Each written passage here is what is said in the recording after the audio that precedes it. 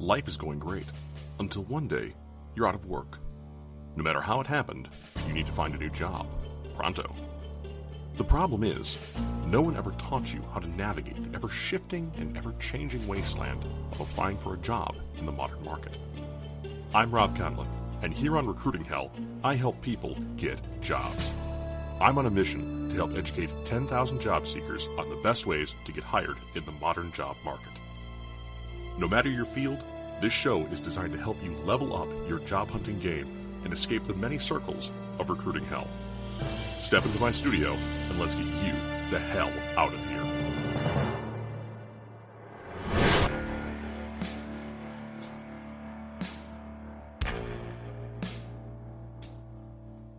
This episode of Recruiting Hell is generously supported by our friends at CoinList, one of the fastest growing companies in the cryptocurrency space. CoinList is hiring. Visit www.coinlist.co/jobs to apply. Tell them Rob sent you. Hello and welcome to Recruiting Hell. I'm your host, Rob Conlon. Temp work, contract positions, temp to hire. However you describe it, you know what I'm talking about. Permanent or semi-permanent positions that you often find through an agency. It's one of the biggest questions I get when folks reach out. They say, Rob, how does contract or temp work?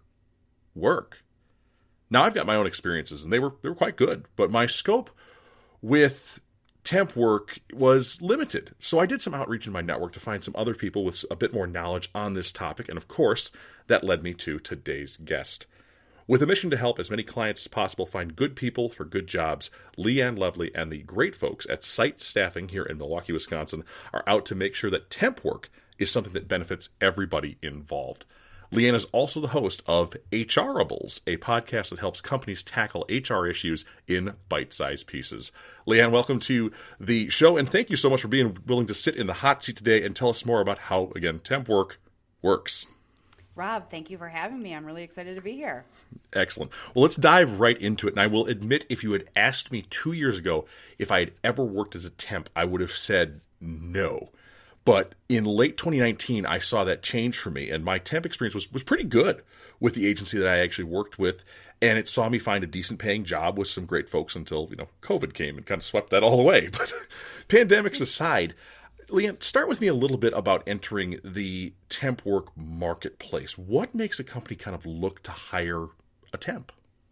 Yeah, that's a great question. I see a lot of companies come to me, and like you said, COVID aside, the majority of the companies I work with are in manufacturing, but a lot of them originally come because they are looking to hire a flexible workforce. We see this a lot with seasonal workers.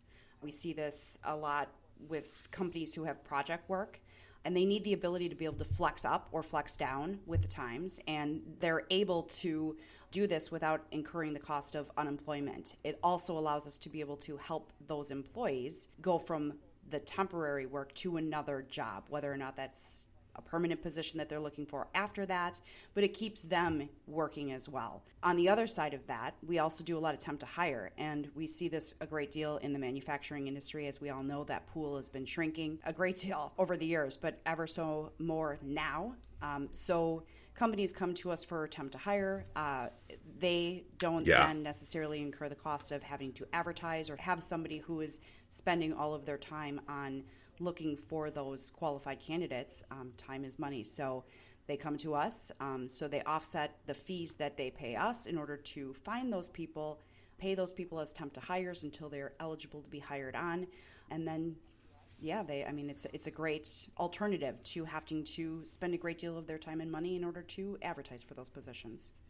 Got it. So it's almost like outsourced HR a little bit in some cases, but not quite as maybe distant, being a partner to that company and, of course, a partner to the people who are looking for new positions, which is awesome. So you mentioned, Leighann, that there were a lot of industries out there that specialize, especially in the manufacturing. Are there any other positions that really find a perfect fit with an agency? And then, of course, if folks are in a certain type of industry that they should be looking perhaps at an agency to help them find?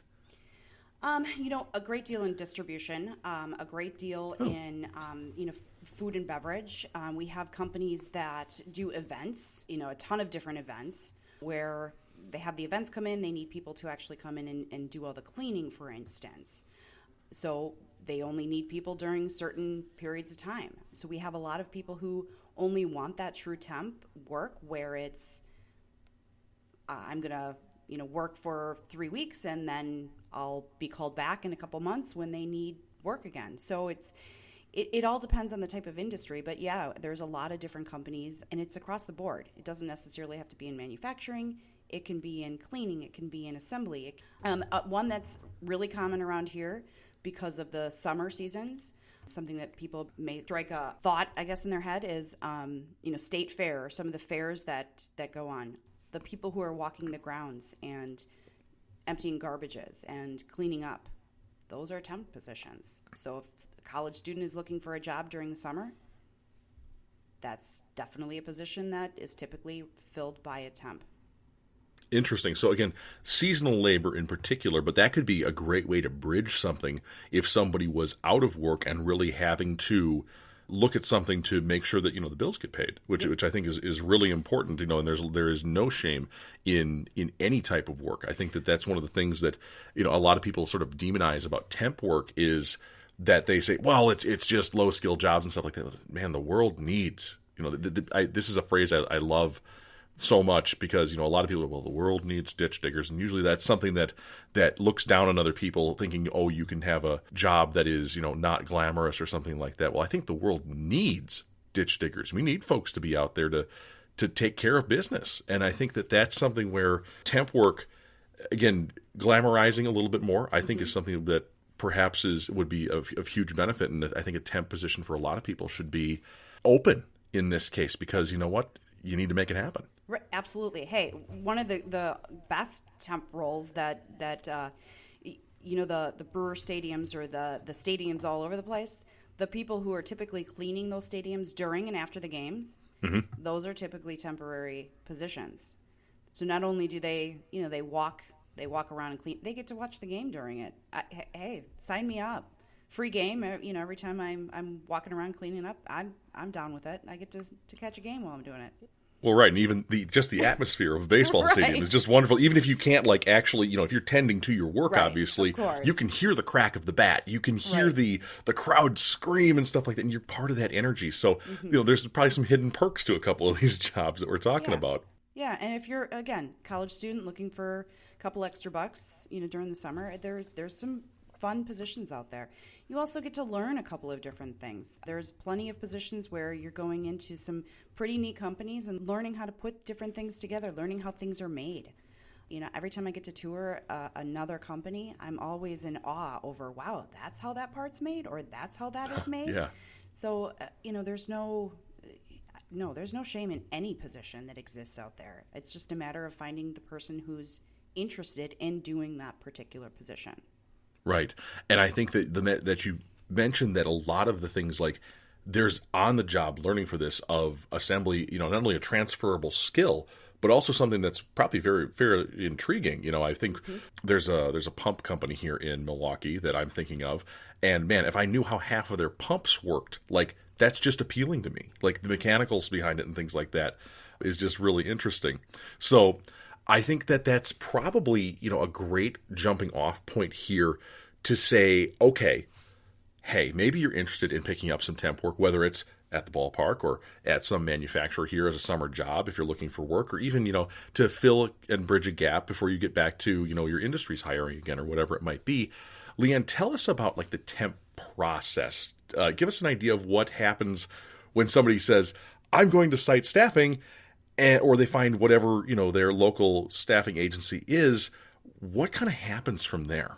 Right. So there's a couple of different ways. Once they land on that agency's page, I can only speak to us, but once they land on our page, they have the option to actually apply right there online, especially if they're applying specifically to a job.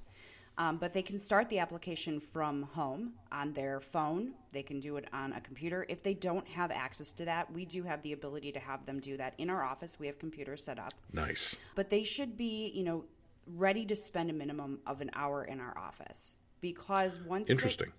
Once they start that process, we have them meet with an individual recruiter. We go through an interview with them right then and there. We want to know, what they're interested in doing. We want to make sure that we're understanding what shift they want, what type of role they want. We don't want to try to, fit a round peg in a square hole. That's not the goal of our agency. We're not trying to just throw people in jobs. So we're going to sit down with them. We're going to try to understand, are you willing to take a temporary position? Are you only willing to take a temp to hire position? Are you only looking for a direct hire position? And these are all things that we need to understand, because we don't want that person walking away and saying, they have no idea, they don't understand me, or getting to the job and then saying, wait a second, this is not what I signed up for. But once they've done that, we will if we have a job that matches, we will discuss that position with them right away. If we don't, wow. Yep. And right now, I have, at any given time, I have 50 plus direct hire positions, and I have 100 to 200 to even more temp to hire positions open. Wow. And that's constantly flexing. I mean, up, down, depending on the amount of people who are coming in each day. Now, if we don't have something that meets their skills or desires, and it all comes down to location as well. If you live in, XYZ city and you are only willing to go 5 miles from where you live, we're not going to try to send you 20 miles. We don't want to match you up with something, because it's not going to be successful for you and it's not going to be successful for the company. Neither are going to be happy if you go there, last 1 hour and go home. And we're not going to be happy. So again, if we don't have something for them right then and there, as soon as something comes up, we typically will email, text, however the communication is preferred, the information about the job that's available. If there is an interest, we will send their resume over to the client and see if there's a match there. If the client requires an interview, a lot of our clients do, some of our clients don't. We will then set up that interview, have that, happen. If it's a match made in heaven, hopefully it is. If it's not, fine too. You can't make everything work the first time around. But then we will typically bring them back for onboarding, and every client is different. Sometimes they want us to do some initial safety training. Sometimes they want us to go through policies and procedures right in our office. Same with drug testing or background checks. That's all specific to our clients. And we go through all of that with the candidate. Once we've got that all squared away, we do a formal offer to the candidate. If they accept, they start.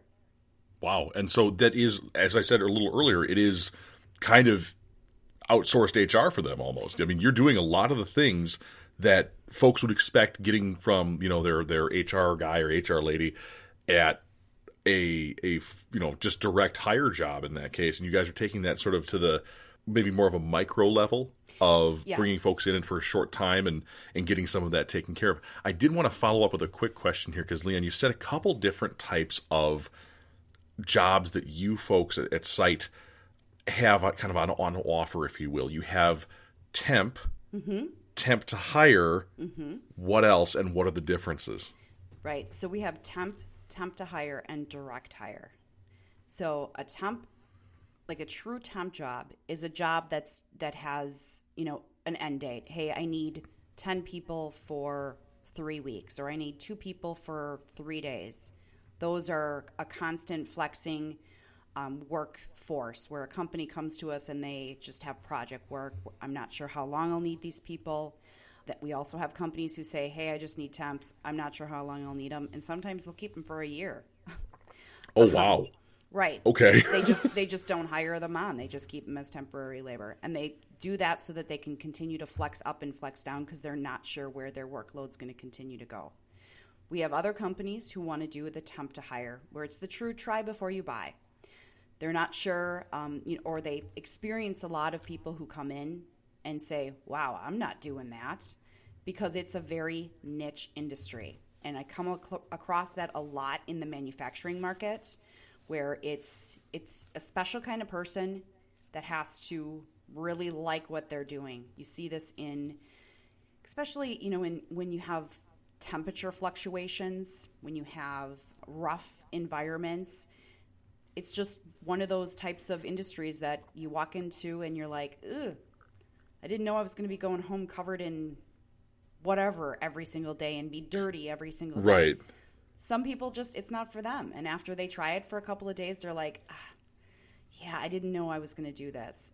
And that's why a company says, let's do this as a temp to hire. It's so that both parties involved make sure that it's a right fit. And again, that would be, they work for X amount of hours that's set by the agency. After they've met those hours, the company can then hire them on their payroll and they become their employee. Interesting. Okay, so a couple questions that stem out of there. A, what happens to I'll say this one first. What happens to somebody who says, "Oh man, I'm scrubbing out these, rail tank cars. I didn't realize I'd come home soaking wet every day." What happens to that person when they say, "Man, scrubbing rail tank cars is not for me. Leighann, help me out." What goes on there? So we try to work with the candidate and say, let's not leave the client in a bind. Can you do this for another week or two while we try to backfill this role with somebody else? Because we don't want to just leave the client high and dry. Yeah. We try to explain this to the candidate. Hey, can you stick it out for a little while we try to backfill it? We then talk to the client and explain, it's not working out. Do you want to continue to keep this candidate on while we backfill? And usually, as long as you're open and honest with both parties, and they're both, obviously, the candidate's not acting up and the client's not acting up, both parties are very, okay, we get it. Every job is not for everybody. Every company's not, we Right. get it. So, we'll try to then at that point backfill. If the candidate is doing the right thing, we then try to find that candidate something else. Somebody who's going to show up every day, put in the effort and be honest and come to us and say, yeah, I just, I really want to work. I really need a job, but this isn't for me. Can you please find me something else? We're going to really work with that individual to try to do the right thing for them and find them something else. It's when the candidate walks off the job and then calls us and goes, yeah, I'm not doing that. It's like, well, where are you? Oh, I'm at home. Well, did you tell them you were leaving? Did you? That's when it becomes difficult. It's like, well, okay, well, what do you want to do? Well, I don't know. It's when you really try to instill that open communication and, let them know that, hey, look, I'm willing to work with you, dude, but you got to be honest and open with us so that we can work with you. You got to help yourself in order to, to get us to help you. Right. So, yeah, we're not going to fault you for not liking it. That's the reason you're coming to us. Some people don't know what they want to be when they grow up, and some people don't know what's out there. Very true. And, I think you put a lot of little tidbits out there for folks, and maybe some of these are fairly obvious, Leighann, but when you're in temp to hire or temp work, making sure that you're reliable is number one. Number two is also, if there is a problem with the job, you need to talk to the person who is placing you in that job and making sure that you're 100% open with them that something's not working out. And that's probably one of the biggest takeaways from this episode right here, is that if temp work is not working for you in some way, you can't just abandon ship because it's temp work. That's right. A huge difference between, you can walk off any job at any point, really. Most states are, employment at will, and unless you have a contract, really. But at the same time, not treating temp work like a disposable job, I think, is very important for folks to understand here, that this is something very serious, not only for a lot of companies, but also for a lot of agencies as well. And it's reflecting on you, reflecting on the applicant, and also that kind of hurts everybody when the worker decides to kind of pull the plug. There was one other thing that I wanted to address a little bit here, and this was something that was interesting because this was what was offered with my temporary work experience, was that there were benefits on the back end, which is really interesting. And I've always associated that with, like, you're temp, you might be here 3 weeks, and they're like, it kind of makes sense. It'd be great if every company could extend you benefits on day one, But we mostly know that's a 90 days thing, especially if you're working for it. Leighann, what kind of, I guess, extra assurances, incentives, other things are baked into getting into a temp position these days and saying, hey, I like my paycheck, but at the same time, I need some more. Maybe I have kids. Maybe I have, I need to see a doctor or something like that. Go ahead. So it's interesting. We now offer, and a lot of agencies now offer benefits day one when they start with us. This all happened actually because of the Affordable Care Act. Interesting. I did not know it was tied to that. Yeah.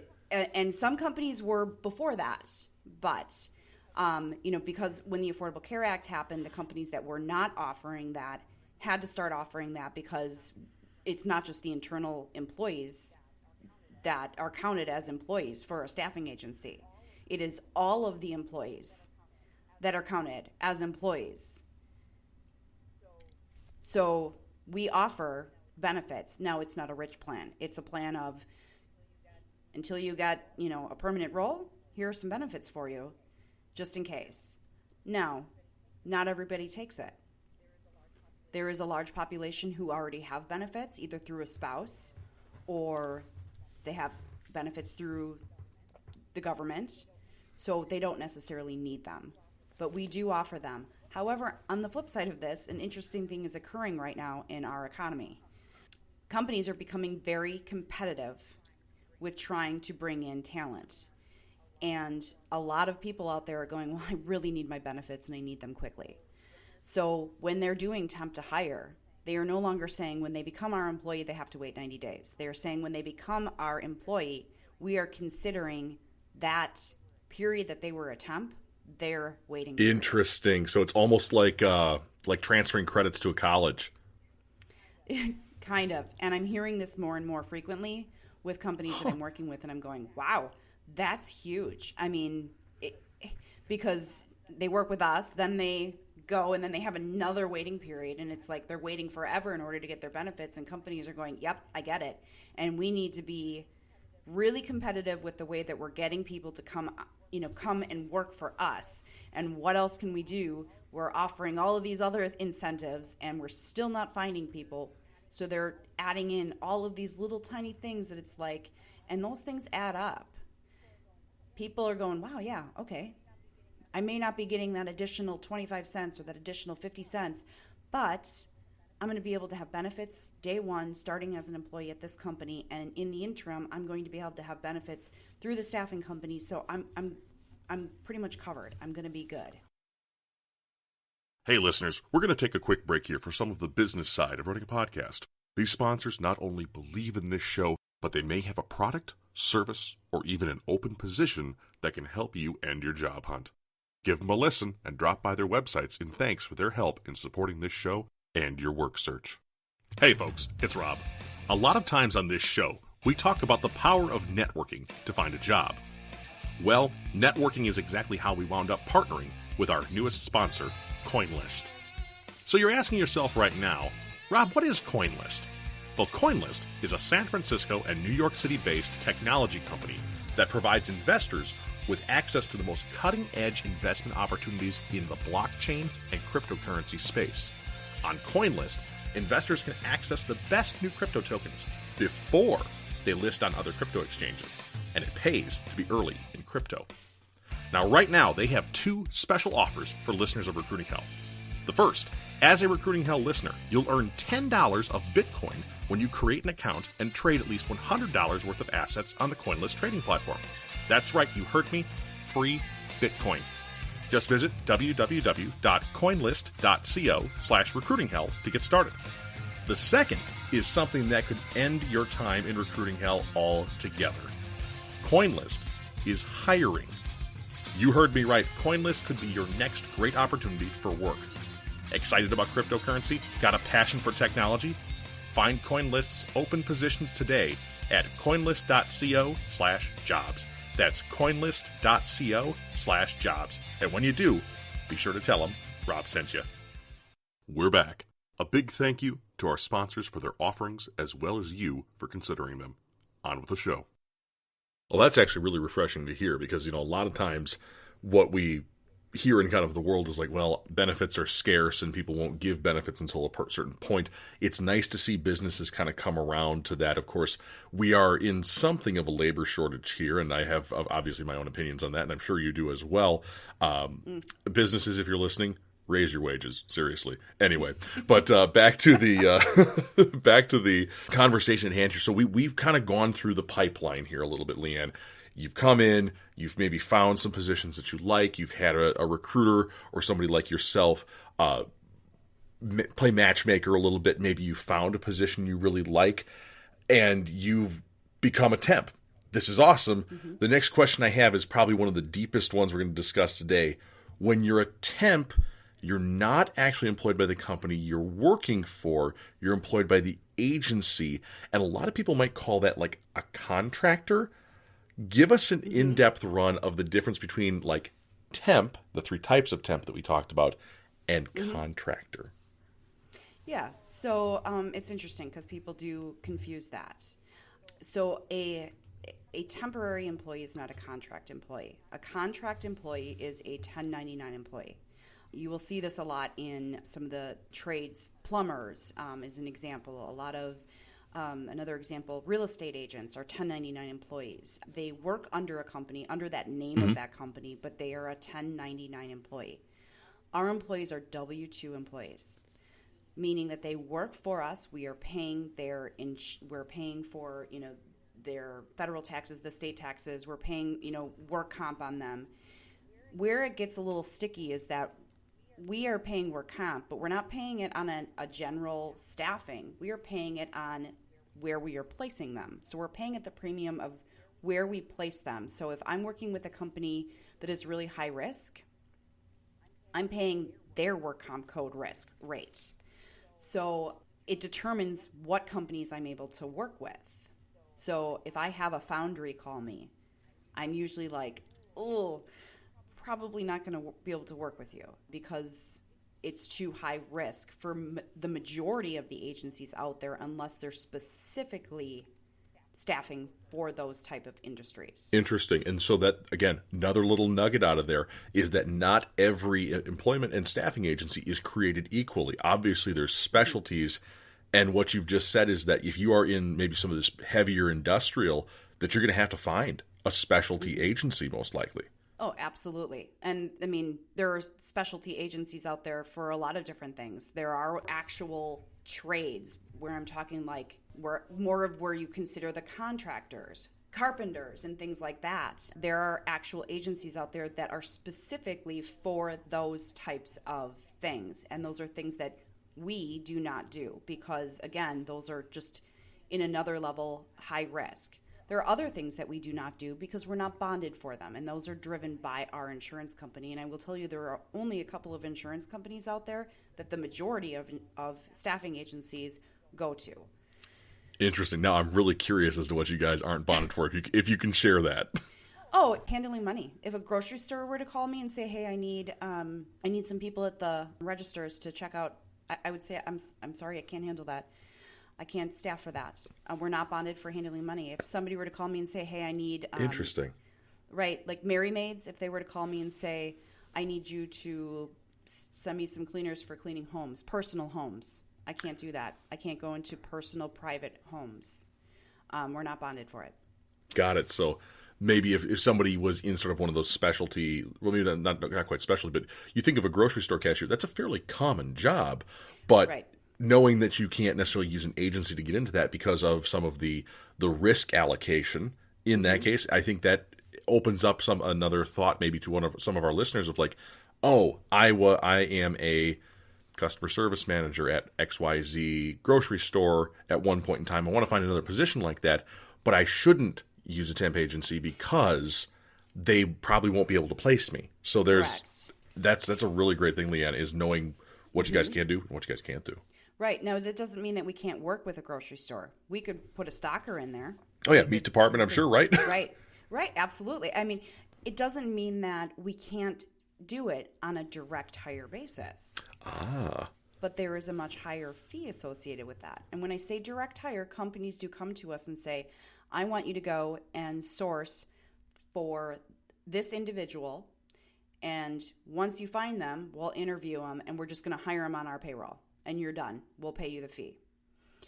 Now that does happen quite a bit. And again, the reason that companies justify this is because it takes a lot of time and they don't have to pay for advertisement. They don't have to pay somebody to go and do this. We do all the background checks. We do drug screens if they ask for them. We pretty much hand them a little package and say, here's everything that you need. They've already been interviewed. We think they're really great, qualified, ready to go. Review it and make an offer, basically, right? Right. Very cool. Please. Excellent. Okay, so again, a lot of really great stuff that I didn't even know about, having been a temp at one point in time. Leighann, let's jump back to making sure that temp positions are kind of the right fit. We know that companies have cultures and personalities. Not everybody fits everywhere. We've talked about that already. We literally just had a double episode on culture this season. So what can a job seeker do to be the best possible fit in a temp position besides show up every day? What else can we advise folks to really hammer down on? So this is kind of the try before you buy mentality. This is not only appealing for many people to start as a temp, it's also appealing, for the company because, when you first started a company, you're not 100% sure what you're getting into, and a lot of individuals are not real sure what they want to do. They're not real sure what a company does. Right, so, kind of some imposter syndrome there, right? Yeah, absolutely. So when I go into a company, for instance, the first thing that I do before we've determined whether or not we're going to move forward in working together, I go in, do a tour of the facility. I talk to them about, what they're looking for, what their wants are. I bring in a recruiter. We both tour. They ask all of the questions about what are your wants, what are your needs. The most powerful thing that I get out of that tour is looking around and getting a general attitude of the people that work there. And I'll get to the point here in just a second. Sure. No, this is good. This is good background because seeing what you do is awesome too. So quite often, if I look around, I'll see if people are happy, if they're stressed, if there's all men working there, if there's all women working there, if there's a mix, if there's a diversity. It gives me a really good idea of how we're going to best recruit. Now, I'm not saying that if there's all men, I'm not going to send a woman because we recruit based on the job description that we're given. We find the best qualified person for the job. The way that we set the candidate up is based on the information that I've gathered. So in order for that candidate to be the best candidate is because of how we set that candidate up. If they're walking in understanding where they're walking in, what they're walking into, that's how they're going to understand the culture. That's how they're going to understand what the company wants. Again, I'm not saying that once they get there, they're not going to find, their own way. But as an example, a company came to me and said, hey, I have a forklift position. I need to fill. It's a forklift material handler.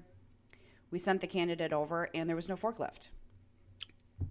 Okay. Right. So the candidate called and said, so you guys, you told me the wrong job description. And I said, nope, we didn't tell you the wrong job description. I have it right here. No, there's no forklift here. Well, that candidate's not going to be successful and can't be the best employee with the wrong information. Got it. So what happened to the forklift guy here? Well, he left. Gotcha. Well, okay, that's fair. I mean, why would he stay? Right. So that was maybe a shortcoming on the communication between the company and the recruiter, perhaps? Of course. And yep. So the candidate is the one who suffered. Is the one who suffers, obviously. And so right. They can obviously talk to their recruiter and be like, hey, there are questions you should probably ask about, like, what's the culture of this company? Tell me a little bit about how did it feel when you went there, things like that. Am I on the right track? Yeah. Okay. The only way for the candidates to truly be successful is if we, the company, are setting them up for success, I guess is the short answer. Mm-hmm. We have to let them know what they're walking into. And then the candidate obviously has to put forth that effort, showing up every day. Of course, you said other than showing up. Right, yes. Not just physically showing up, but mentally showing up, showing interest in the position and wanting to grow in that role and letting the company know that they're interested in that role. You know, I've been in companies that I did a tour of a company, and as I'm walking through, you know, everybody is collaborating, and there was one gentleman that you could tell that he had been there for a very long time. He had like a little garden set up in the back by his work area. Oh, fun. And yeah, I'm like, I asked him, I said, are these your plants? And he goes, yeah, and the guy that was giving me a tour, he says, yeah, he waters them on his break, and he takes care of them, and he trims them back. And I was like, that's so cool. Like, I don't even have a plant in my office. Like, but they took me to the lunchroom. They had a refurbished table that was made out of like a bowling alley, and they had fresh fruit. They had bakery, and I said, you know, did the crew bring this in? They said, no, every morning we have fresh fruit. Every morning we have bakery. And I'm like, wow, that's great. They gave me the history of the company. The first employee who had ever started there was still working there, and I was just like, wow. There was huge pride in this company. I went back to the office and I said, you know, guys, we're going to be able to fill this role, because the minute somebody tours, they're going to see that there is huge pride in the company. They're going to see that the people that work there love working there. And that makes all the difference. When somebody walks in a company and they can see that everybody collaborates and everybody loves working there, it makes a big difference. Even if the pay rate is $1 less, which, by the way, does make it harder to get somebody to actually tour. Right. But once they show up and do the tour, people want to work there. Interesting. So culture, again, having a tremendous impact. Oh my gosh. On not only your placement of people, but also, if you know, listener, if you are in this situation, you know, you may have this opportunity to go through a few companies as you're finding your fit and things like that. But and also saying, like, you know, I really liked how that place felt, and that balance, if you will, like you said, Leighann, of, you know, maybe it's $1 less an hour, but man, is it a heck of a lot better environment to work in than company B and company C. I think that's worth it. You know, I used to tell my friends when I worked in retail many, many years ago, I worked in a garden center, and part of it was that I got to be outside all day, so I got plenty of vitamin D, and I had great tan, and I got to haul rocks and mulch all day, so, you know, it really was the gun show and things like that as far as, you know, being in really good shape. And I said, you know, somebody said, don't you want a different job? And I said, I really like my coworkers. I get paid all right, and man, it's like having a free membership to the gym. So that kind of culture there, I think, is really important. You know, kind of what are the little fringe benefits around the outside there. So then I want to just do a quick flip of the coin there, Leighann. What happens if that temp fits so well, they come in and they go, oh my gosh, this is the best place ever, and the company goes, yes, you're ours now. What happens if that is like an expedited process? We've talked about like temp to hire, but what if like, no, this one, now, what goes on? Right, absolutely. And it's such a common practice that, you know, employees go in, and we have a lot of companies, they're like, we love this person, like, we want to hire them, which is absolutely fine. I have no problem with that. There are some times, if they've worked there long enough, they're close to the hours where they would be eligible to be hired on. I'm all about saying, okay, they're really close to it. I'm not going to be picky. You can hire them on just a little bit early, no additional fee. Now, if they're pretty far from it, they can buy out the remainder of the hours. Sure. And then they become their employee, and we're done with it. They're their employee. And I have had companies do that multiple times. Part of the reason is because they want to retain that employee. The other thing is they want that employee to know that they are valued. They want them on their payroll sooner so that they can become eligible for benefits. So that and it happens a lot around holidays because they want that employee to be eligible to get their holiday pay. That's heartwarming. That's really neat. I like that. So all of a sudden Christmas is coming up and they're like, oh, this employee's like a week away. Or this employee's, 2 weeks away for, Christmas and New Year's and all of the holidays that are, going to be hitting right around there. they're like, can we just hire him on early? It's, it's a really small fee. We're going to do that really quick now. So it does have a tendency to happen a little bit more when you have all those holidays coming up. Got it. I have a couple other questions here. They're kind of like the back end here, Leighann. The one I want to really kind of focus on right now is, we talked about like benefits on the back end of even working with an agency like yours, that there's, some insurances and things along those lines. What kind of protections and rights do temp workers have when they work with an agency? And you obviously can't say, for every other agency in the world that they offer X, Y, and Z, but what does Site offer that helps make sure that people entering the temp arena are treated right from like an HR perspective? So we have an internal dedicated HR person that not only handles for Site employees, but she handles any and all complaints of our actual temporary employees. And this woman is, I tell you, she's impossible to get a hold of sometimes because she is always working with our temporary employees. She's off crusading for people. That's yes, good. Yes. So, I mean, we're not like any other company in the sense that, there's nothing special, but we're just like any other company in the sense that if there is any issue that arises, any complaint that arises, everything is investigated just like any other company. Now, it gets a little hairy because we do have to work within the constraints of other companies' policies as well. So if there isn't a complaint or something that happens at another company, we do have to pull in the other HR person, where if we have to go to that company and take statements, obviously we then have to pull in the other HR person. That person has to facilitate those as well. In which case, Barb, who is our internal HR person, would then be communicating via that other HR person to make sure that all of those interviews, any investigation that needs to be done is done. Interesting, because that I think is a very important thing for folks to know, that, if you may feel like initially that you don't have that advocacy for you, but to know that there is, with Site, and I'm sure with many other agencies as well, that if there is something that goes wrong at work, and you're working at that company, maybe not for that company, that there is recourse. If there's a sexual harassment claim, anything like that, right. that's very good to know. And that was something I had no clue about, because I honestly thought that folks were kind of on their own. So and so pinches your temp on the tush.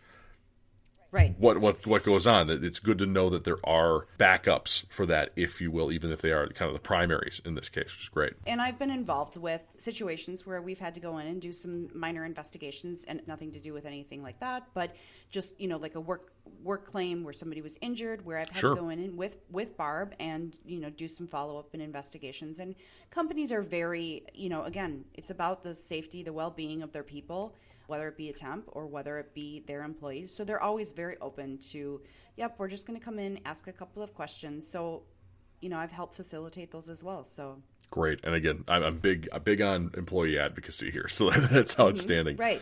Next question. We know that temp positions are temp, and we've heard about what happens when one doesn't fit. What happens when a position just ends? It comes to the conclusion of the time that it's been needed for. Where do folks go from there? Right. So we try as much as we can to get notice from our clients, to try to have an understanding, is this going to be 2 weeks? Is this going to be a day? Is this going to be 5 weeks? We don't always know. And sometimes that can be a shock to our temporary staff. And we understand that, wow, I'm sorry to make this call, but they told us today that tomorrow's your last day. And obviously it's the nature of the business that I work in, and that can be devastating for some people. But what we do in those cases is, as long as they have been doing a great job, there's been no incidences, we always try to find that employee work as quickly as we can. We work with a ton of different companies. So in the majority of the cases, as long as they are willing to, go to another location and it's within their, their work requirements of what they want, we will try to find them that. They will go first on the list of people who we are trying to find work right away. Very cool. And so the listener takeaway from that is, sometimes things can end at any time, but perhaps when you're working with an agency, when you select an agency to help you in your job search, ask them, what happens? When a position ends, how do I continue with you guys, or what happens to me? So I think a very good question comes out of that. Yep. And unfortunately, there are situations where if a temporary employee is not working out, having poor attendance or other reasons, companies call us and say, you need to end them today. You need to end them tomorrow. And in those cases, those are not situations in which we have control of. Those fall on the employee. Those fall on the temp. So those are cases in which we take on a, temp by temp basis. Sure. And I take it you fire that candidate as an actual partner in that case, if you will. So it depends. I mean, they say that you have two sides of every story and that the truth is always somewhere in the middle. There are cases where you have an employee call and you say, hey, this is going on at this job. And you have the company that calls and say, hey, this is going on with this temp. And you bring the temp in and go, okay, now they said this. And then you call the client and you say, hey, what happened? And you're like, wow, these stories are like miles apart. Interesting. And you then have to figure out, okay, do we want to continue to work with this employee or this temp? Or do we want, and see if the same thing happens? Do we want to, take that risk? You can't always completely believe 100% of the story of the client. You have to also be an advocate for your employees sometimes. Got it. I mean, it comes down to that. And again, I've been in the industry long enough to know that everybody makes mistakes. And sometimes it's the client who's taking the word of another employee. And you just, so they don't know that they're maybe making a mistake. So again, if it's straight up that the employee's just not showing up to work, I think that's pretty black and white. Right, yes. But again, if it's, other things involved, you can't just simply fire the employee and say, sorry, we're not going to help you anymore. So it gets a little bit hairy in there. And, you're all about employee advocacy, and we definitely are too. We want to help people. But there are certain situations that temps are beyond help. Yep, just can't do it, right? Right. Good deal. Well, hey, a couple more questions here, and there was one that I wanted to get to, and I've been waiting to get to this one for a long time because it was from our pre-call, and I thought it was really worthwhile for job seekers to hear about sort of the available supply of workers right now. How easy is it for somebody who is a customer of yours, Leighann, to find people to fill their roles? I don't mean to laugh. There are it's been happening for years that the pool of people are shrinking. We're in the Milwaukee market, and we've known for a long time that the labor pool here in manufacturing is shrinking, and I can only imagine that in other states, other places, that it is extremely similar depending on what their expertise are. People have a tendency to go to the areas of different expertise, but we're short people. We are down, 4.7 million people. We have 4.7 million people, less people in the labor market now than we did pre-COVID. Wow. And that number is just continuing to grow. It's just one of those unfortunate things because of what has transpired over this last year. A lot of those people the majority of those people are in the older demographic. A lot of them chose to retire versus being laid off and then try to enter back into the labor market. Which is really tough, yep. Right. As much as companies try not to, be picky and choosy with age and everything else, it gets difficult, especially when you have somebody who's got 25 years at one company and all of a sudden wants to come and work at your company. You kind of look and go, oh, well, maybe they're too experienced to work here. Unfortunately, I've heard that a lot. lately. And it's strange because I have companies like, oh, I really need experienced people. I'm like, well, I have somebody who's experienced. They're like, oh, too experienced. I'm like, wow. Oh, that's awful. So, yeah, it's right now, there are good people out there, but there's just not enough for the amount of companies that are hiring. We just have to start looking at the option of hiring young, green people who want to learn. Got it. And I think there's plenty of those folks out there. In your opinion, Leighann, is there a resistance from businesses to train and to hire those young, wonderful green people, whether they're of young age or even older age and just new at the job? I think there is. I don't think that it's an outright prejudice. I think that it's, I don't have time. I see. I'm so slammed. I am so busy. I just need to get product out the door that I just don't have time right now. Because if I pull my trainer away, if I pull my top guy off the machine to train, it's going to cut my production by 25% or whatever it might be. And it's sad to say, but a lot of these companies should have implemented this years ago. Should have been thinking about, we need to start training the younger generation now. And unfortunately, because of the events that have happened over the last year, it accelerated the process that everybody knew was coming, which is the baby boomers, are leaving the market. Well, no, now they left.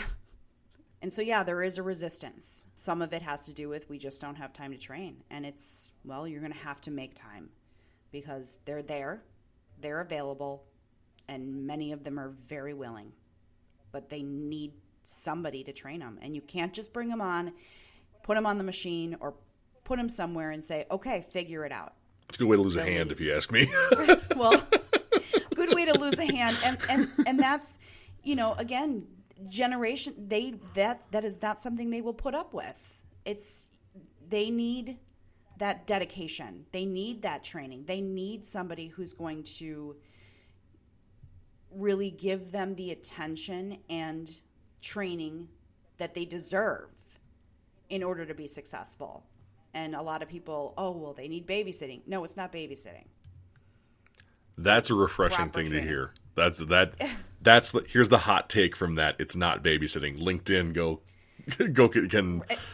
chew on that for a while. We'll have some very upset business owners if I post that, I guarantee you. I know. And you know what? A lot of business owners right now are probably going to hear that and go, oh, God. But it's not. It's the proper training. And once you get the proper training, then you can walk away and be reassured that that person isn't going to lose a hand. That they aren't going to injure themselves. And it is a generational thing. Interesting. Very, very interesting. Last question for me, Leighann.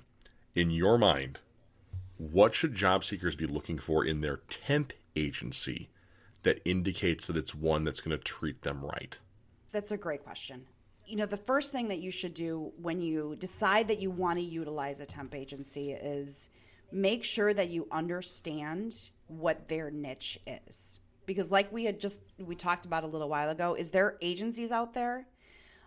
They do have specialties in different areas. You don't want to walk into a temp agency that specializes in placing nurses if you aren't a nurse. Yeah. It's not going to help. Right, no, but I can see myself doing it. Like I know I didn't do any research like that because I didn't know a couple of years ago. Right. It's like I need a job. I'm going to go here and. Right. There are also places that you can find reviews. Google has some great reviews. There are, but again, kind of before I go into that, understand their niche. Understand whether or not you're going to have a dedicated recruiter who's going to be working with you. And that's important because if you don't, you're going to get lost in the system. You're going to go in, you're going to apply, and then you're going to get lost in the system. Or you're going to have multiple people calling you talking about all of these different jobs, and it's going to be confusing. And finally, make sure that you understand the different levels of positions that they work with. There are agencies out there that truly only do temp. There are agencies out there that do temp to hire. There are agencies out there that do direct hire. There are agencies out there like mine who do all three of those and are able to talk to you intelligently about the different levels or different types of roles that are available. Again, there are places that you can go to that actually give reviews, whether that be on a national level or on a local level. I recommend that you look really on the local level if you're looking for an agency, because those really list the top agencies in the area. And a lot of the local small agencies participate more in just those local ones because they are kind of the smaller mom and pop shops. Mm-hmm. Finally, see if they have any accreditations. See if they have, see what their reviews are. You can go to Google and search, agencies near me and see if they have any Google research. Got it. Great. Yep. Well, again, a lot of things there that I probably wouldn't have thought about a few years ago when I was in my sort of temp mode there at that time. And again, I think the niche industry is a big thing. Do you have a dedicated recruiter? And then what kind of, temp to hire, temp, or direct hire? Really great set of three things there, Leighann. So thank you again for that. It's the end of the show. And I know you've listened to a few of these, and it's time to turn the tables, my friend. What did I not ask you about temp work or working with a temp agency that the audience should know if they want to work with a company like yours and if that's the right move for them? When you walk into a temp agency, one thing that I really want people to understand is that when you go in, you need to be 150, 200% honest. We want to help you. The goal is not for us to try to shove you somewhere you don't want to go. But we cannot help if you are not honest. Some people will walk in and say, I'll take a first or second shift position. And then when you offer them a second shift, they're like, I don't really want that. So, right. You told me you did, though. Right. I have it written down. So here's my advice. If you decide that you want to work with a temporary agency, go in and tell them as much information about what you want to do, what your shift is, where you want to go, what you need to make. It's absolutely important. Do not say that you will take a job for X amount of dollars if you need to make a certain amount of money. Interesting. Okay, so this is one thing where the pay discussion comes much earlier in this. Absolutely. Oh, it comes right up front. With an agency, this is not something that we're going to release right to a company. But this is why it's important. Because when we search for a position for somebody, we are actually looking at pay rates and going, yep, we are not even going to look at anything below this amount for this individual. Everything above this amount is something that we can then... And when you think about it, I'm looking at a possibility of 200 open positions for one, at any given time, possibly even more, especially right now. So when I'm talking to this individual, the first thing I'm going to do is go, okay, I can eliminate all of these positions below this certain pay rate. I then am able to go, okay, so they want to work in this particular type of industry. Say it's a food industry, or they have experience in food industry. I can then really narrow that down quickly, eliminate any pay rates below this amount. Based on experience, anything above this amount is probably going to be over. And then I can kind of squish that down and go, wow, okay, now I have 10 qualified opportunities that they might be a fit for. Now let's narrow that down based on experience, based on what they've done. And it makes it much easier. But if I don't understand what they want, I'm just throwing spaghetti at the wall and hoping that something sticks. Right. And then when they come back and say, I'm really unhappy with you, I'm going to go, oh, well, why? Well, because I didn't want this, and I didn't want this, and I didn't want this. Oh. So when you come into an agency, expect to just be honest. We can't be successful if you're not honest. We can only be as successful as you allow us to be. That is the greatest, the most advice that I can possibly, give. You need to sell yourself. You need to talk about your experience, and don't be on your cell phone. Gotcha. Yeah, and that's always a real tough one these days. That's for sure. We are so attached to these darn things that it's just kind of wild. But again, Putting that best foot forward, I think, is really excellent. So that was great, Leighann. Again, with the, you can only be as successful as your partnership with your recruiter, I think, and the honesty that you display to them. That's huge. So, all right, it's time for that last little lightning round. 3 final questions I'm asking every one of my guests this season. They might be one-word answers, and that's great, but don't be afraid to put a little extra after them to go more in depth if you'd like. Are you ready? Okay. Leighann, what is the number one thing you think is wrong with the way the modern job search works? Unrealistic. If you think that a candidate is going to wait around for a decision, you're wrong. If you think a candidate is going to come in for multiple interviews, you're wrong. If you think that a candidate that is highly skilled is going to take any less pay than your highly skilled employees, you're completely wrong. Wow. It's just unrealistic. So employers, listen up there, but candidates, other listeners who listen to this show to get a job, note that you have a position of power right now. That's pretty cool. It's rare. Yes. It's a candidate market. Excellent. Next one. What's one thing you've seen in the modern job hunt that everyone doesn't do when they're looking for a position that they should be doing? Honesty and questions. They need to be completely honest. They need to ask questions. When you go in for an interview, you need to interview the interviewer. And I think that people are afraid to do that in fear that they're going to turn off the interviewer. And because I'm a salesperson by nature, it's just what I do. I talk with somebody and I all of a sudden I start asking them questions and they're like, what are you doing? What are you interviewing me? Why are you, my husband does that to me all the time. He's like, what are you interrogating me? And I'm like, sorry. I'm inquisitive by nature, I'm inquisitive by nature. Is that a word? Yeah. Anyways, so you need to ask questions. You need to know if you want the position just as much as they want to know if they want you in the position. They're going to respect you. So be prepared to ask questions. And then later in the process, be prepared to tell the interviewer what you need.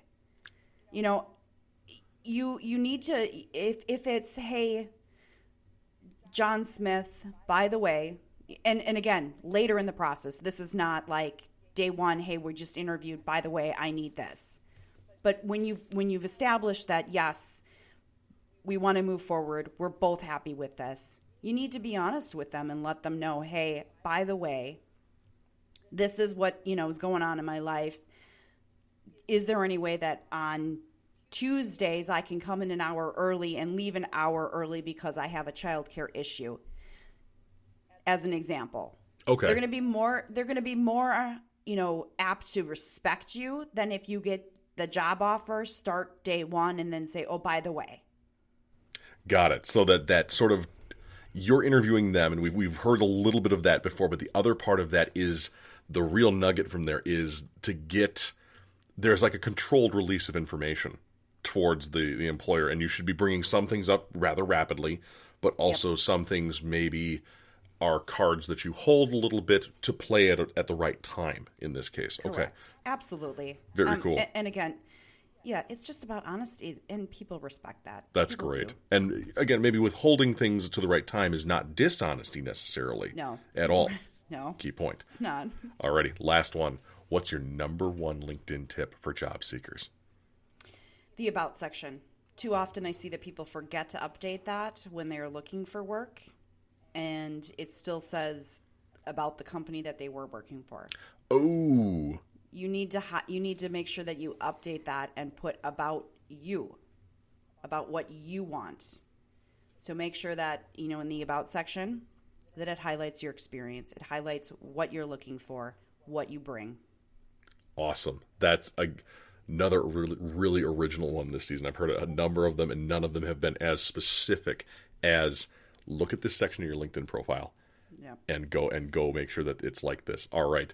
Well, we're closing out here for us here at Recruiting Hell. It has been wonderful to have you on the show, Leighann. Your insight into temping and what it is and what people should be looking for when considering finding an agency has been really enlightening. I cannot wait to have this episode air. And if listeners wanted to find more of you, what you're all about, follow you on social media, or maybe even if they're in the Milwaukee area, get in contact with you, where would they look? Yeah, you can definitely find me on LinkedIn. You can find Site Staffing at www.sitestaffing.inc or check out HRables, like you mentioned before. You can find us on Apple, you can find us on Google, Podbean. But yeah, definitely check me out on LinkedIn. Definitely. And, again, listeners, if you enjoyed, us here on Recruiting Hill, please, by all means, do me a personal favor. Head on over to Leighann's podcast, HRables. That's HR as in human resources, then Ables, it's one word, and give her a listen. It might give you some excellent insight into the other side of the hiring process. And again, when you know what you're up against, you can often perform even better. So Leighann, thanks again for coming on down here to Recruiting Hell. It's been a great time having you in the hot seat today. Thank you so much. It's been an awesome time. As we draw this episode to a close, remember, you are worth more than your work. Your value to society is not dictated by what you do to pay your bills. Job hunting is difficult, no matter your age, gender, location, or background, and it's both acceptable and to your benefit to seek every bit of help in conquering this challenge. For more from Recruiting Hell, subscribe to the show on your favorite podcast player or our YouTube channel, and don't forget to leave a review of the show if your podcast platform allows it. It's tremendously helpful. Connect with Rob via LinkedIn. Be sure to visit recruiting-hell.com to subscribe to our newsletter. And of course, follow the show all across social media. Just look for the orange and blue flame logo. Recruiting Hell is a production of Westport Studios and is proudly made in Wisconsin. Lastly, be sure to visit and support our sponsors. They make it possible to do this show and make it better every single week. Remember, your job hunt is a marathon, not a sprint, and Recruiting Hell will be here to help you keep pace. Thanks for listening.